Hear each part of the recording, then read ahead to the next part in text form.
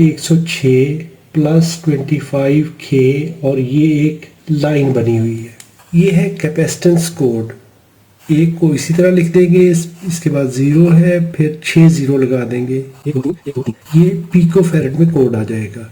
यहाँ तक बनेगा नैनो और यहाँ तक बनेगा माइक्रो। 10 माइक्रो फैरेड का कैपेसिटर है, साथ इस पे प्लस लिखा है, तो इसका मतलब है ये डीसी कैपेसिटर है, पोलराइज कैपेसिटर है। और ये जो एरो मार्क है ये शो कर रहा है कि ये पॉजिटिव साइन, पॉजिटिव एनोड है, यहाँ पर ये पॉजिटिव टर्मिनल है। अगर पीसीबी पे देखेंगे तो ये भी पॉजिटिव साइन शो हो रहा है, तो ये एनोड मार्किंग है, पॉजिटिव टर्मिनल है।